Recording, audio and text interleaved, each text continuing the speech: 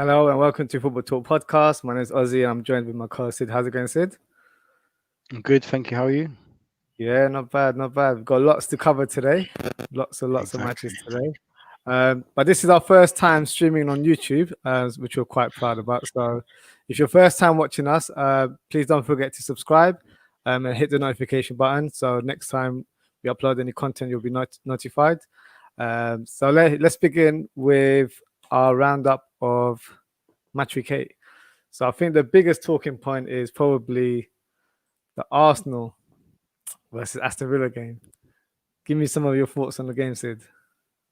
I just think it's Villa are just, if they want to play, they're clearly showing that they can. And the acquisition of Barkley, him and Grealish together, is just a match made in heaven. And to be fair, Grealish is just looking different this season.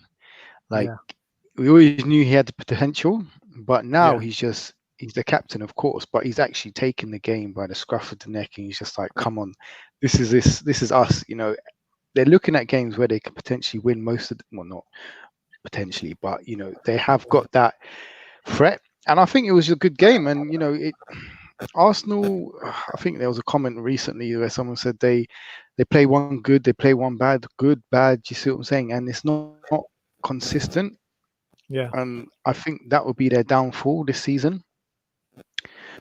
But they've got the potential. But yeah, 3-0, like Watkins, he's coming up trumps as well. So that's good. What did you think?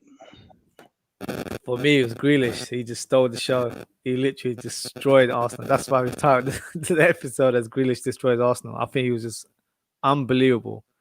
Obviously, last season he had a great season, but he's just gone strength to strength this season, and he's been in unbelievable form. I think he's had 4 goals and 3 assists as well in 7 games. So, fantastic form. He's literally the talisman of that team. But like you said, Barkley, as an addition to that squad, and Watkins as well leading the line, like they're looking like a good team. Obviously, I predicted them as being relegated, but I think that was before the signings came in. It was long before Watkins and Barkley came into it. But yeah, very, very impressed.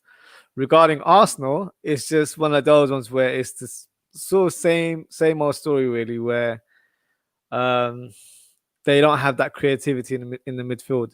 I feel like they have the players, but Arteta just doesn't seem to play those players in the right positions, and also maybe relying on people like Partey to kind of be the playmaker, which is not his type of position. He's a defensive mid, so he's not really brought in to kind of offer that to the team. So it's a weird one. And Aubameyang, he's been, I think he's only scored 1 or 2 goals, hasn't he? So he's been very quiet. Goals, so he's not really had much of an impact in terms of their attacking play.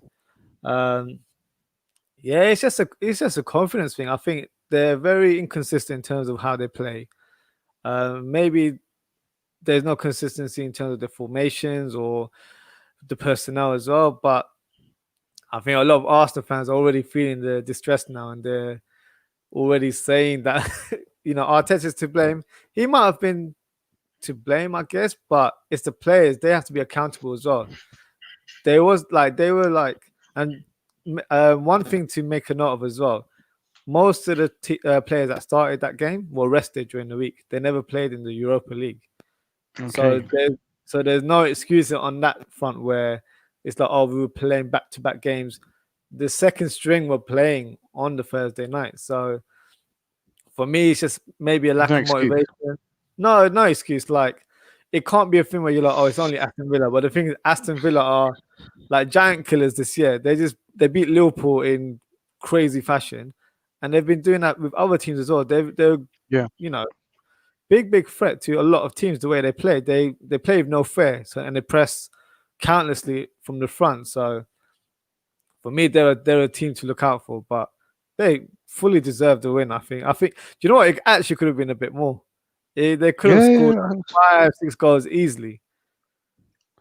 And this is it. And I think there's obviously problems with Arsenal, and they wasn't they didn't play well at all. Let's be honest. But you can't take away from Aston Villa how well they are doing, because Yeah, everything from their back line, Mings is doing well. The Martinez, the addition that bringing him in, that was a good buy. yeah, And yeah, it might be like yeah, one of the buys of the season potentially, because even when he played for Arsenal last season, you saw the potential he had. So for yeah. me, when they got rid of him, I was just like, it's a strange one for me. But I was I very think, surprised. I yeah, know they've got Leno, but me personally, I feel like if a goalkeeper's come in form and basically not looked out of place, you should be given a chance. And it's happened with other clubs as well. Like they've bought a big goalkeeper, but for some reason the second goalkeeper has just overtaken the first one. So it happens. But I feel like they've made a mistake. Not saying Leno is not a quality goalkeeper, but I was very impressed with Martinez. I think he's a very well all-round goalkeeper. He doesn't really have a lot of weaknesses. Like he's good on his feet, has a mm, great presence when it comes to crosses as well, and makes good saves as well. So yeah, mm, like you said, I was quite surprised that they let go of him. But it's a plus point for Villa. That might help their season actually yeah. more so. So no, credit to Villa. I think fully deserved. A lot of work for Arsenal to do in the games ahead. Next fixture, your team. Let's talk, Sid. Well, I mean, obviously, let's talk about the result. We this is probably one of our better games this season. Obviously, take away the Champions League performances, we haven't really been doing well in the league. So to Mm, get this result against the early pace setters, shall we say, it was really good. I mean, our defense looked good. Luke Shaw, unfortunately, is injured now, but he carried on from the Champions League game. But he's overlapping is really well. He's doing really well so far. But it's a shame he's injured. But I would say that Fernandez, he looked different class.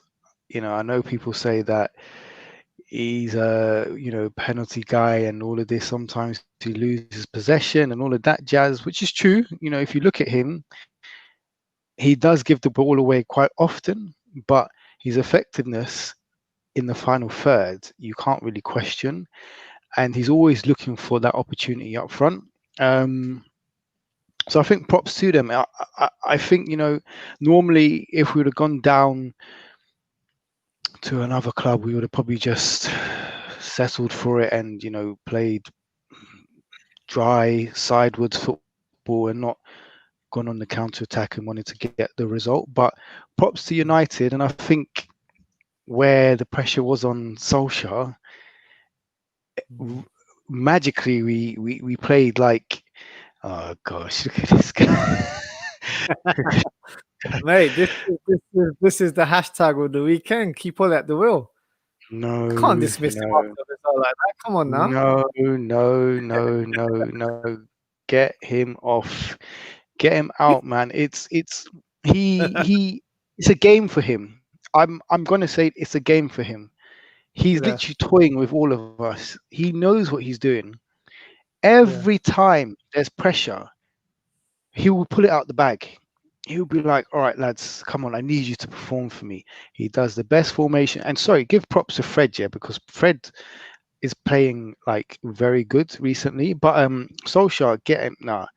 He needs to go because we're gonna win probably our next game, and then we're gonna have a run of defeats or draws. Like this is how it's gonna be. There's no consistency with this play, Mm. So But you're you're loving this, still isn't it? Ole out. Yes, 100%, Still, okay, okay. We'll see. But speaking of Ole, 100%. you must have saw his post-match interview afterwards, where he was speaking about the congested fixture list, and I think Klopp made the similar kind of point as well, where he was co-signing what he was saying.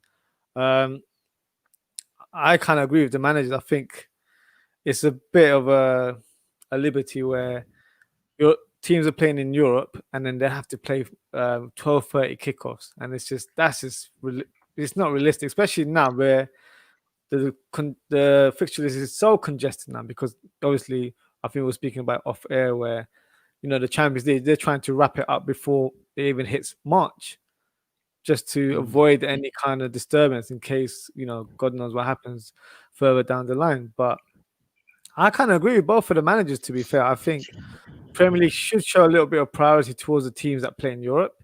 Like they can play on the same day, but it should be a thing where they're playing 3 o'clock or later on in the evening. Like there's nothing to say that they have to play midday. Midday games are always an awkward game for me anyway. Like you can tell the players aren't quite up for it. It's just like, and especially after international breaks, that's even worse for me, where they've gone away for a couple of weeks and then they're playing like first thing in the afternoon on a Saturday. It's just, I don't Mm. know. What are your thoughts on that? Yeah, I mean, it doesn't add up. It doesn't match up at all, you know. And I think they were saying that United got home or landed at 4:30 in the morning, Yeah, and then there's that expectation you want them to play on the Sunday. I mean, the Saturday midday. It begs belief how that's even possible, you know. And I yeah, think Solskjaer tried to move it. And I just think there's that expectation that players are able to perform with just a 2 day break. And yeah, I obviously I'm not a professional footballer, but it's like when you go gym, you need to rest. Do you see what I'm yeah, saying? It's proven you can't your body can't take the demands of constant football. That's why we try to get bigger squads and rotate and all of that. So I do think the Premier League does need to look at it. And you know, I think because they're top clubs and you know they're leading in Europe and playing in the top European club competitions, they think that it's okay, you yeah, know, but I don't think that's acceptable. And Ole and Klopp, yeah, they're right to kick up a fuss, if I'm honest. yeah. No, I agree. Speaking of Klopp, let's talk about the Man City and Liverpool game. Um, it was a It good was game. I one. think the first half was really, really good. Mm. Really attacking from both teams. Second half, it kind of fizzled out a little bit. I think it may have came to a point for both teams that they were like, maybe a draw is a good point to take at this stage, rather than going for that gamble where they're going for the attack further down the line. Um, yeah, to be fair, I was taking a draw before the game anyway. I made Mm. a prediction of like the team playing the 4-2-3-1 formation, which was more or less what I had predicted, but it ended up being a 4-2-4, where it was a full on attack. But yeah, I was happy that Jota played and Firmino was starting as well. Um, a lot of people online have said that Firmino should be out of the team. He's not playing well. Not saying he's on his best form either, but he can't be dropped. He's a very vital cog to the way we play. So there's no reason why it can't be a front four rather than a front three, So you can always adjust kind of formations like that. And plus, we are lacking numbers in terms of midfield anyway. So for me, it's a good formation to play. It kind of surprised, I think, Man City in the first half, where Mhm. they weren't expecting that formation and the style of play that we had as well. We could have scored a couple of goals. They had some good chances, actually. Obviously, KDB missed a penalty. Mr. Penn, yeah. Yeah, Jesus had the chance as well with a header, which, to be fair, I think he should have scored. Um, so overall, I think we probably rolled our luck a little bit. What do you think about the penalty that was conceded? Do you think that was a pen Uh, or well, but against any against, Gomez, the handball? yeah, it was. It was. Yeah, I, I I, think it I'm was as well. I'm not gonna lie. I mean, you've seen less obvious ones given as well. But for me, I do think, you know, I think Carragher was saying that's his natural position. But I think you always run that risk in the box. If you're in the Yeah, box and it makes contact with your hand, unfortunately, it's going to go in the way of the attacking team. yeah. You know, but it's unfortunate. But it is what it is, man. Like No, very. to be fair, I thought it was a penalty. I think maybe for me, it's like a lack of faith with the referee and VAR that anything that you regard as 50-50, it just goes the other way. But a lot of people in the media did say that back in the day that wouldn't have been considered as a handball. For me, the defining factor was the distance between Kevin De Bruyne and Gomez. That there was quite a bit of a distance. So when someone crosses the ball and you handball it, you're most likely to get either a free kick or a penalty conceded against you. So, Yeah, so yeah, for yeah. me, not even to be biased, I would have said it was a penalty. To be honest with you, I don't think there's any qualms regarding that. So Pep and Klopp also mentioned about having five substitutes. How do you feel about that? For me, I think it should be a thing where it is an option. Um, I think people will say it suits the bigger teams more because we have the bigger squads. But at the end of the day, you don't have to use the five subs. And I think the way it was working last year was that you could make substitutions during certain periods of the game, which makes sense. So you can't Mm, make five in one go or anything like that. So I think it should be introduced, especially as the whole of Europe has that rule, apart from the Premier League. So for mm. some reason, the Premier League always want to stand out and be difficult for their own teams and for their own players. So, well, I wanted to get your thoughts on it. What do you think about it? I think, correct me if I'm wrong, but they say this is in relation to a lot of players getting injured now, isn't it?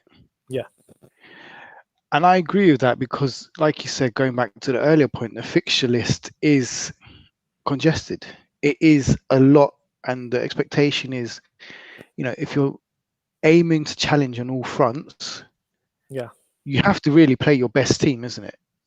And not many teams have the luxury of having a take out, put back in, and all of that. So I agree with Klopp. I mean, when it gets to the point where you want to potentially like take out a player, so you rest them and all of that, you're looking at your subs that you made already. You've done three, and you're just like, oh gosh, we've still got 15 minutes. The players are looking jaded.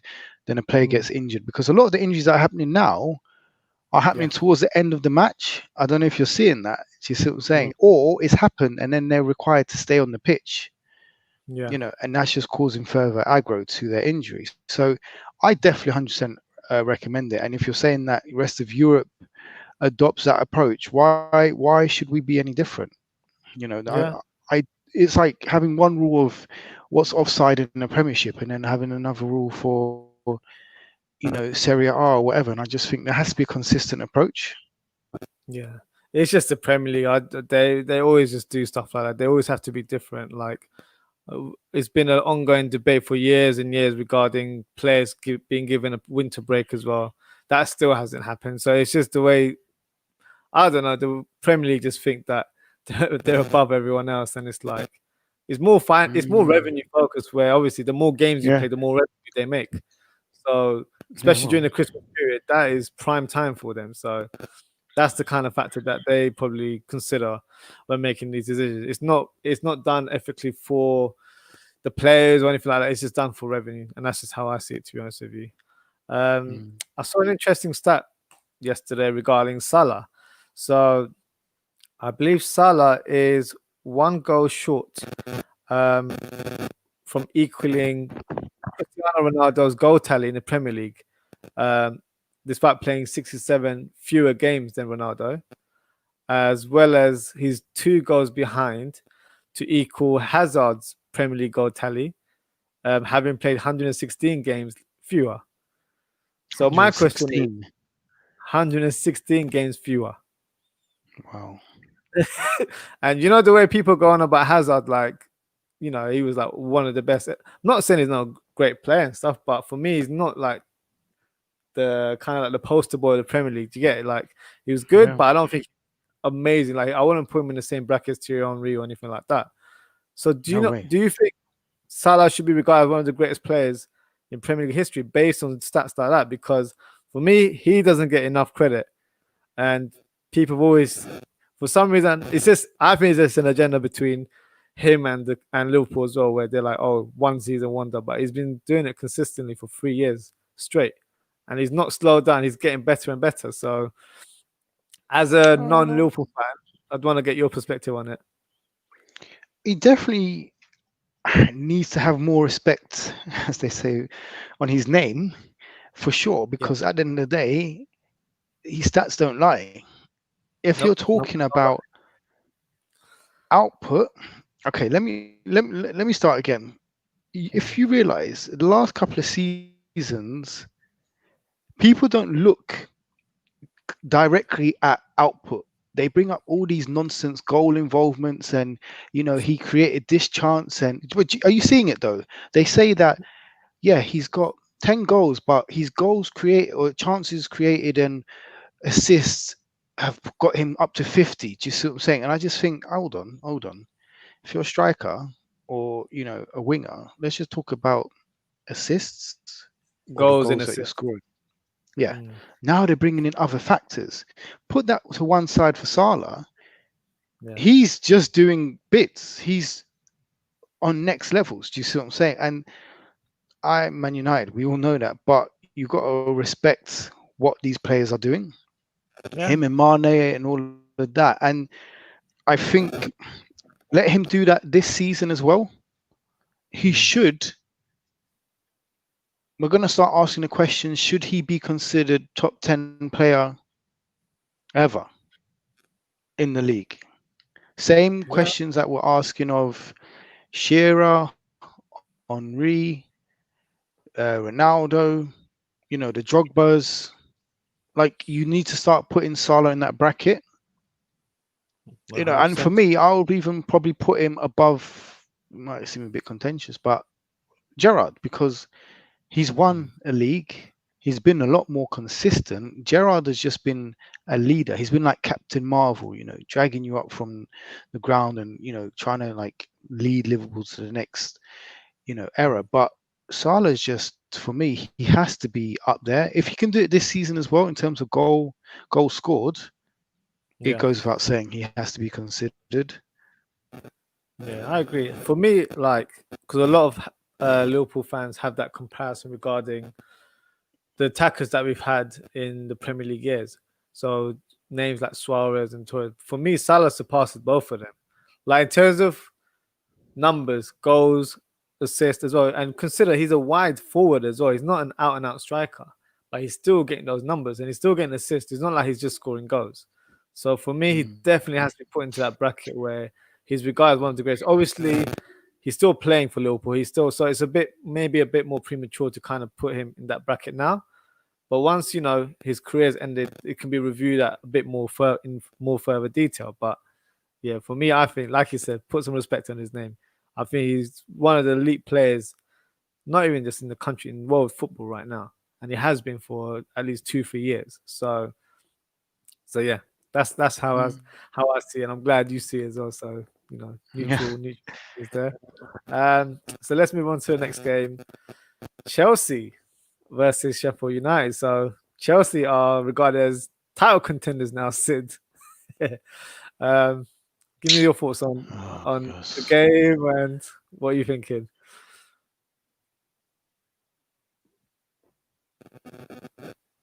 I think they need to relax. Chelsea, yeah, they beat Sheffield United, but it's not where you beat a Man City or Liverpool 4-1. Do you see what I'm saying? It's Sheffield United who haven't even won a game this season. Like, I think people need to relax a bit.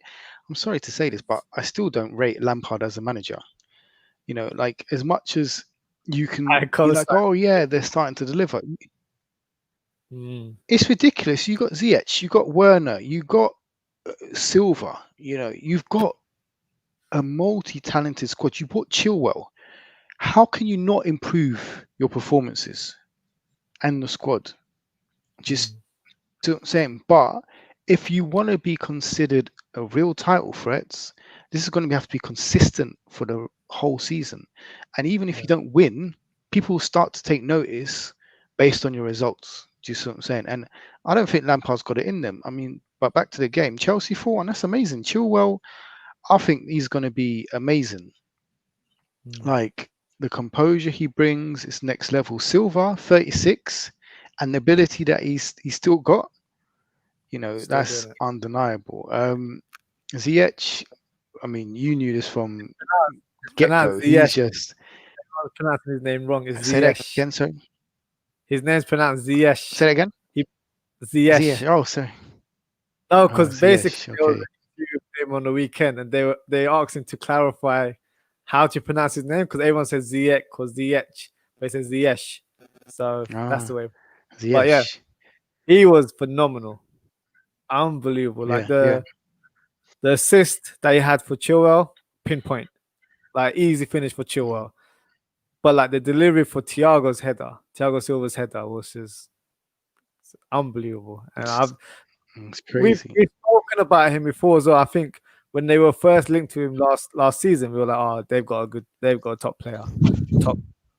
For him, it was just about getting used to the speed of the Premier League and playing in the right position, and he was just Yeah.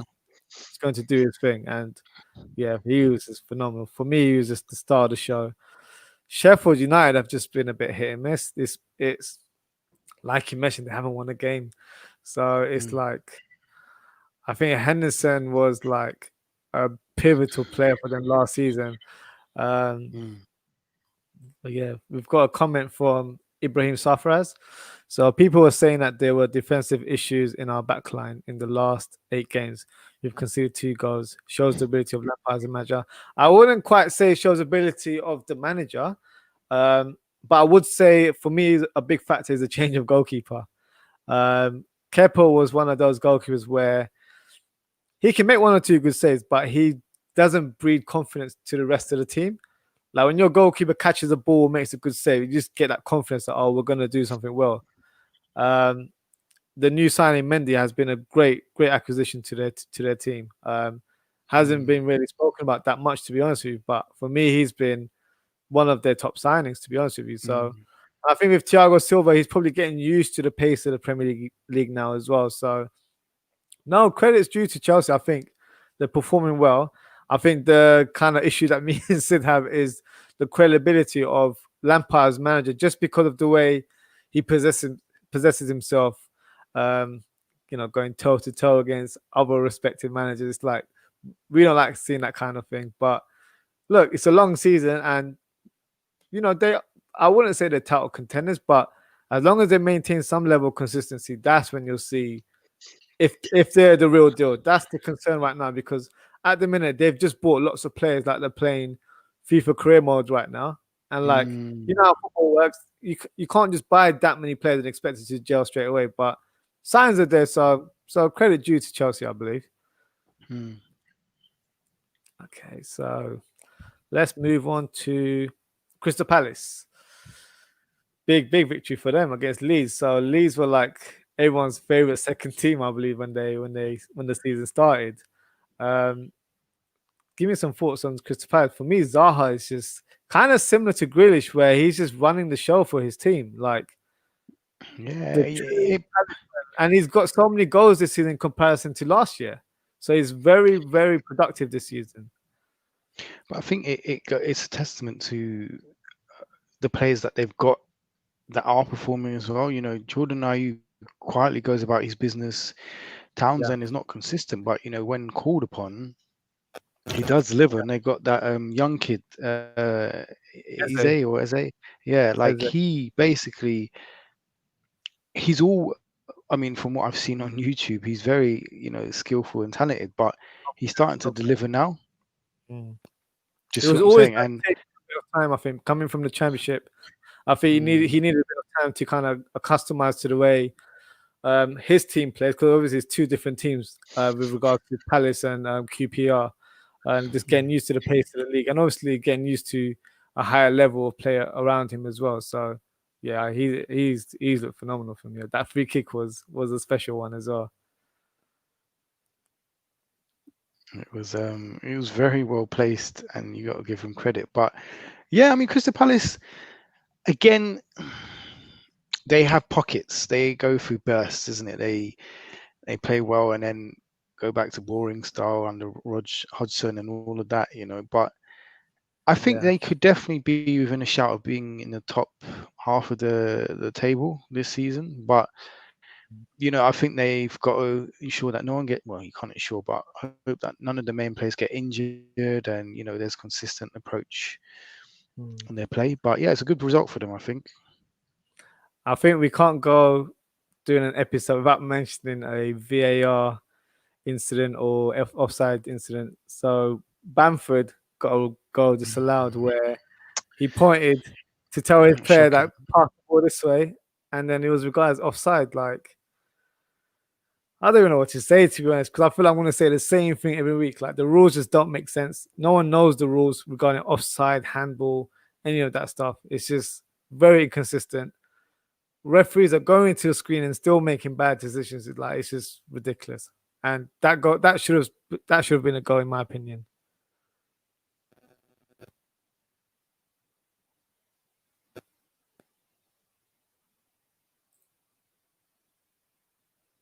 Sid, are you there? I think we've lost Sid.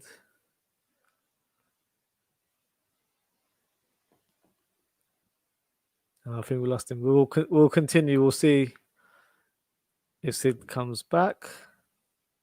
Yeah, you're back. Hello. Yeah, yeah, you're live and kicking now. Okay, so on to the next game. Southampton and Newcastle. So I feel like Southampton is like one of our favorite teams, Sid, where they just impress us every week. But Phenomenal play.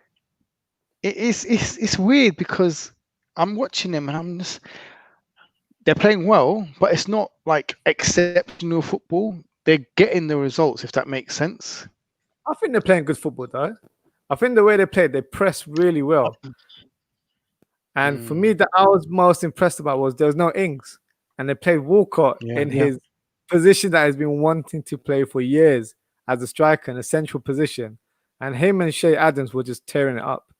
Literally, like you'd think they've been playing together for a while.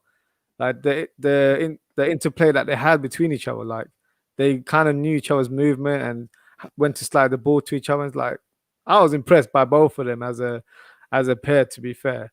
And they've got solid players around the team. So probably one of the unsung heroes for me is their centre back, Vestergaard, who's been phenomenal. Yeah, he's been phenomenal. And even for set pieces, he's such a big presence as well. And he's got a couple of goals this season already. So got a lot of talent throughout the team. And they had a few injuries, like I think I can't remember who else, but George Brass, he played very well the other day as well. Walker as well, Carl Walker Peters, he had a great game as well. So that was a good buy, though. Goodbye. Yeah, I think surprised that Spurs kind of let him go, to be fair. But and the other winger as well, Jempo, who did a nice little backheel pass as well to Walker, which was quite nice. So yeah, they're looking good. They're an exciting team to watch for me. Okay, so Leicester City and Wolves. So that was always going to be a tricky game, I think. I didn't see a lot of goals in this game. I think both teams are equally, in terms of quality, are quite equal. So big result for Leicester, obviously top of the league now. What do you think of the game? Yeah, they're top. Yeah, they're top of the league. Yeah. Was it? No. So they're top of the league. So I believe Tottenham are second and Liverpool are third. So Liverpool actually play Leicester City next. So that's our next fixture after the international break. I think we've lost Sid again. We'll wait for Sid when he comes back. Hello, Sid. You right there? Yeah. Cool.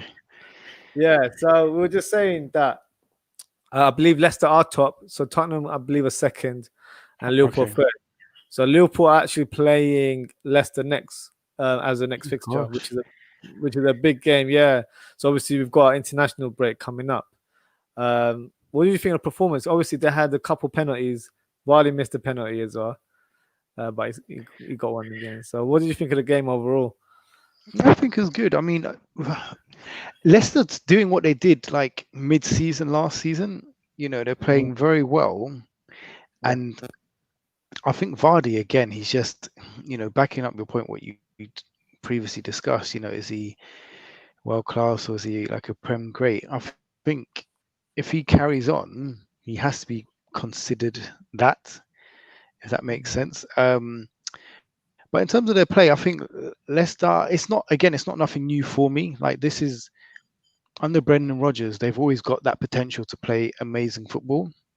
Yeah. Wolves, I was quite disappointed with because I was watching them and I was just like, something's missing from like last season or even the season before. Like I know Jota's gone and it just doesn't seem like the swashbuckling Wolves that we're used to, like where they can pin people back and Traore with the sweeping crosses and all of that stuff. But I think that is a blip for them at the moment. Not a blip because they're still, I think, eighth in the league. But yeah, Leicester played really well, and I think the game against Liverpool would be a difficult one for both parties. But I can see that being a draw as well Nah, it's a win. It's a win for Liverpool. Let's be honest. for Leicester. Uh, Yeah, and nah, to Liverpool.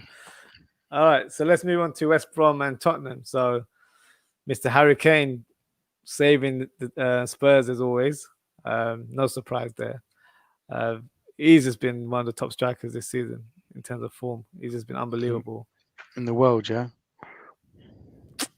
Ah, that's a big statement. it has to Nah, be the one of. so I think far. Lewandowski is like miles ahead. I think any Premier League's in comparison to any Premier League striker. But no, I guess you could say that. But are you saying on form or are you saying like overall as a player? For me, Oh I no, no, regard him no. as top class, to be honest with you, Mm, because he's been doing it consistent. That was always the question mark regarding Kane. Can he do it consistently? And he's been doing it for 4 or 5 years. yeah, I mean, form definitely world class, but I don't know. Is he You world don't think he's a class? world class player? I don't know. I don't know. It's weird. Right, put it this way: with Harry Kane, I think it's the perspective that he doesn't look like that kind of player. Does that make not not to be, but because when you think of certain players, people think of that. Oh, he looks like a top player, or He's saying do you he's know what I'm saying? ugly. No, I'm talking about his style of play in terms of the way. I'm not talking about. I'm talking about the way he plays. That he's not easy on the eye, to say the least. But at the end of the day, he gets the Mm, goals and gets the assist. Whereas if you compare him to like a Benzema, where Benzema's got amazing touch on the ball, like very silky, mm. very flamboyant in the way he plays, and just as clinical as Kane as well. So I think that's probably the difference why people don't put him in that bracket. But for me, he walks into most teams in world football, like the elite teams. Obviously, you probably can't Liverpool. push Chelsea out of the way. He'd walk. Wouldn't replace Benzema because I Mm, rate Benzema very highly, and you know that as well. mm, He'll walk into Barca, like he'll walk into most teams, in my opinion. No, it's true. It's true. It's true. Yeah, you're right. Maybe, yeah. Let me ask you a Maybe I'm question, being Sid. harsh. Maybe I'm being. Do you think Tottenham are title contenders, Yeah, like serious title contenders? yeah, 100%. I actually Fair play. think, and not a top club will win it this. When I say top club, but not one of the traditional clubs will win the Prem this season. So not Liverpool or Man City. I actually think it will be like Leicester or Tottenham or something like that. Just the way the season's going. Yeah. So we've got a question from Ibrahim Safraz. Where would Harry Kane rank in the world currently? I think top 5, 100% top 5, right? I'll say top three. Yeah, Yeah. It'll be currently, yeah. Kane, Lewandowski. Who else would you Ibra, say? Ibra.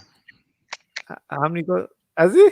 How many goals has Ibra got this No, season? I would say Benzema no, because even though Real Madrid aren't doing well, he's still getting the goals for them. yeah. I would say, like, all jokes aside, Ibra would be top 10 because he's actually scoring goals. I think he's got like 8, 9 goals so far. But you're right, it Yeah. will be Lewandowski, Kane, Benzema for sure. Yeah. And then probably, I didn't know about the Ibra stat, but obviously Ibra's probably top 10 as well. Haaland Mm. as well. Haaland's getting goals in Oh yeah, Germany. So you yeah. got good players there. So yeah, top 5, 100%. Yeah, top 5, 100%. I wouldn't go past that, to be honest with you. Um, West Ham versus Fulham. Mm. Good win for West Ham. Been very impressed with the way they've played, to be fair. The Susek, their midfielder. For me, he's like a Fellaini type of player. Where Yeah. no, not even like not to say in like a rude way or anything. Like I'm probably actually giving a bit of a compliment here because Fellaini played his best football under Moyes, and like Mm. Moyes likes that type of midfielder where he's very robust, like very hard to get off the ball, but at the same time can help with the attacking element of the game as well and get goals like headers or making his presence known during like set pieces. So Mm. he's been one of their so like the unsung hero in my opinion. Like he's been really good for them. Hmm. Um, Hmm. How old I, is he? Sorry. I think he's mid 20s. Not entirely sure, but they signed him last year. So I after the restart, I think he started playing a lot well. He started being in the score sheet, so that probably put him in sort of like the frame where people started noticing his play overall. Um, but yeah, he's been quite impressive for me. Um, Would you, I think. Sorry. I was going to say, would you say Moyes is a good fit for West Ham? Yeah, I think he's a good fit for them because it's probably like a similar project to when he first joined Everton, where highly respected English club, but haven't Mm, really achieved much in recent times. Um, and the teams that were known for a certain type of play, but at the end of the day, it's not really about just playing attacking. You want to try and add a formula where you're winning games as well, and you're mm, very hard to beat at the same time. So for me, they are being that sort of side right now where they're not easy to beat. yeah. They've added flair players to the team like Ben Rama as well, who made a good impact in the game. So he gave that assist to Susek, who scored the winning goal. On the other side as well, gave away the penalty to Fulham, Mm. which we can talk about actually. I'm not going to give any abuse to Lookman. I think it's not the right thing to do, in my opinion. I'm not that sort of person anyway.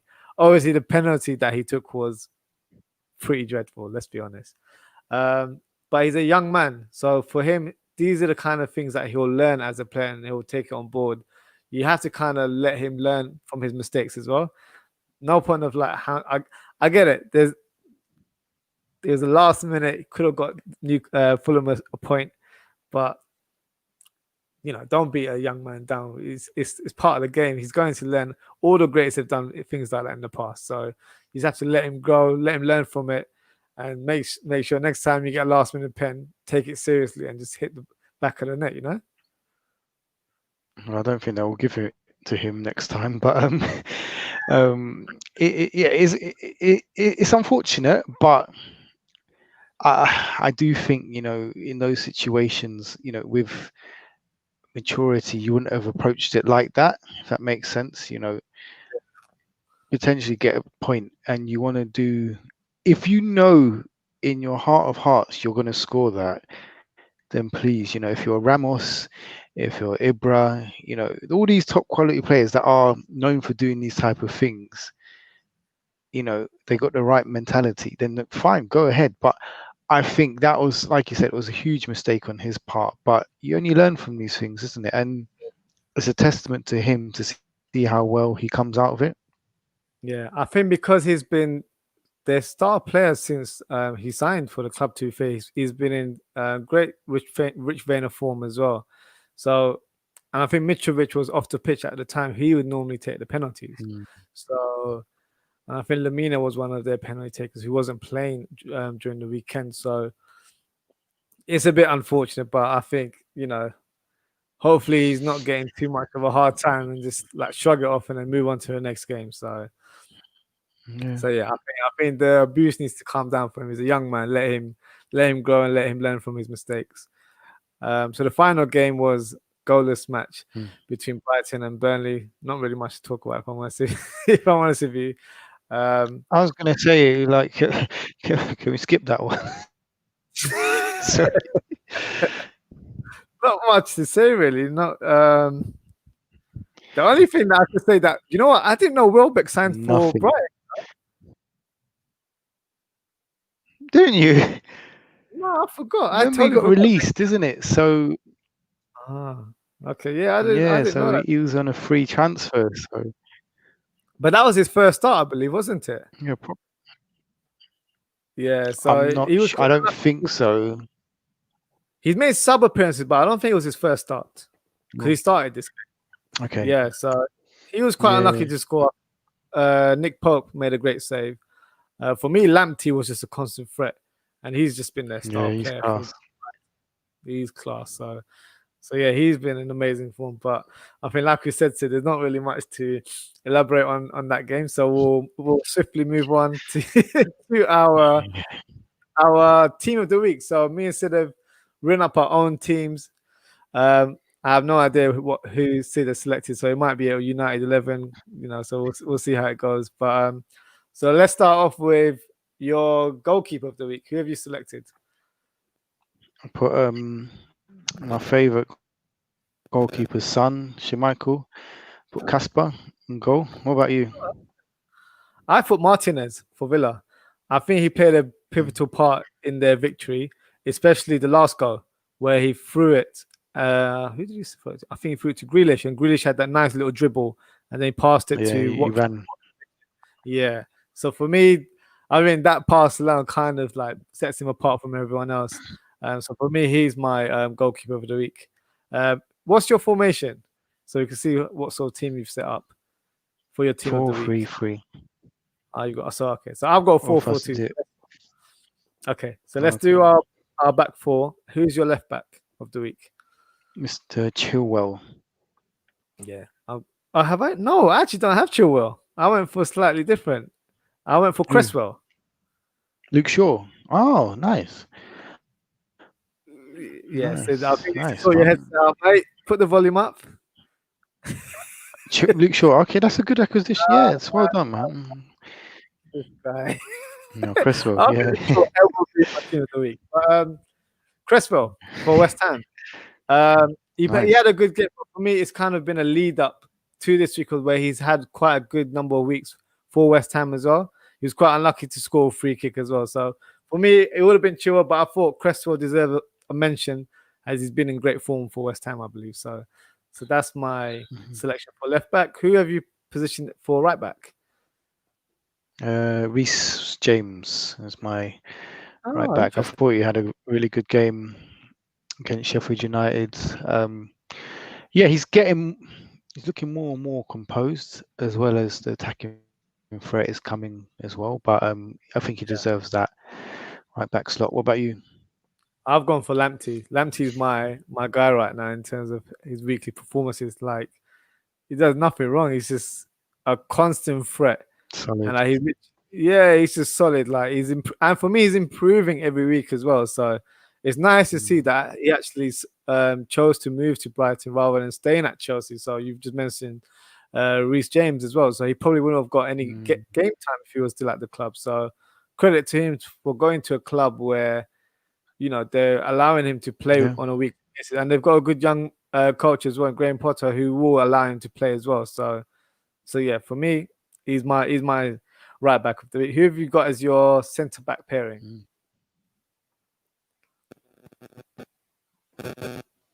I've got Eric Dyer and Thiago Silva. What about you? I've got Chris commenting Cresswell best left back in the league. I believe Chris is a West Ham fan, so I'm sure he'll be happy with my selection there. So who did you say as your centre back pairing? Goes without saying. Dyer and Thiago Silva. Oh wait, that is exactly the pairing I have. Oh, That is really? spot on. Yeah, spot on. I've got because for Yeah, me, yeah. I'm watching Dyer and I'm glad he's playing as a centre back rather than a defensive mid, because for me he did like I think he's a good talent, but for Yeah. me he's not a midfielder where he has that kind of passing ability as well. For me, he's not that type of player. So I think playing as a defender, he can lead the line as well. He's a leader as well, so you can tell the way he speaks to his players across the pitch. So for me, yeah, I believe that is his position. And we were doing our England 11 last week, and we couldn't even think of centre back. So this might be an opportunity for him to stake a claim for him, the yeah. England team as well. So you never know. To be fair, and Thiago for me has improved a lot, and I think he's getting accustomed to the speed of the Premier League. The goal was a nice goal, but I think it's more of Ziyech's pass in terms of his free kick ability there. But yeah, I think he deserves some praise as well because, as Ibrahim mentioned earlier on, that they've only conceded two goals in the last 8 games, so he's definitely a factor It's really for good. that. Yeah, for that success. So okay, so I've got a midfield too. So I'll let you give me your defensive mid. Who do you have as your defensive mid? So I've Or gone do you even for have a 4-1-2-3. Yeah, so I've gone Okay. 4-1-2-3, and I've got my boy Fred just there Fred. because I think. What's the problem? Fred. What's the problem, bro? You're What's having the a laugh, problem? right? No, Fred. Fred. Yes, Flintstone. Oh my god. All yes. right. Fred. Your team. Fred is All right. doing So explain doing bits at the moment. why have you selected Fred? I just think he's going about his business quietly. He's being effective. He's probably like our unsung hero. And if you see the distances he covers in a game, yeah, and he's just making those important tackles, sweeping up play. Oh, I'm telling you, my friend, he's just Sid, I don't see what you're oh, seeing, but we're all here to express our opinions. But yeah, I don't see what you're seeing, mate. If I'm honest with you. Fred. It's Fred for me, my friend. All right, fair play. Um, who else do you have alongside him? So you've got two midfielders in front, right? Yeah, so I've got Fernandez and Barkley. Good shot. What about What have you you? said? Uh, I've got Bruno Fernandez as well. I think for obvious reasons that he had played such a big pivotal part in the victory over the weekend. And I've gone for Eze, Crystal Palace player. So Oh, for me, Eze has been that's a impressive. surprise. Yeah, I've been impressed. Like he started a couple games, but he's also made good impact coming off the bench as well. And it's just like refreshing to see a young talent Hmm. as well given a chance to play. 'Cause for me, he has a big future, and I can see him playing for England as well. So for me, great talent. Love this Mm, free kick as well. So yeah, for me, he goes into my team. Um, yeah. so who do you have as your wide players? Who do you have on the left?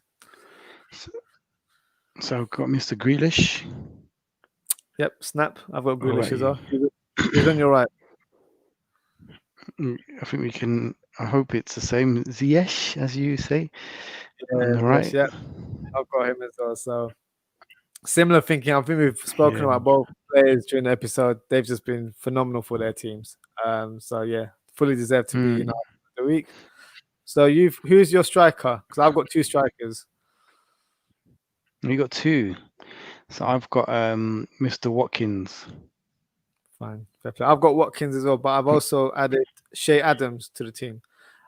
Shea Adams for me He has been deserves it. quite, yeah, he deserves it. He's been quite consistent in the last few weeks. So I think playing alongside Ings, they've already formed a partnership, but then having another strike partner in Walcott, and he just hasn't really looked out of place. And for me, his goal as well over the weekend was a finish.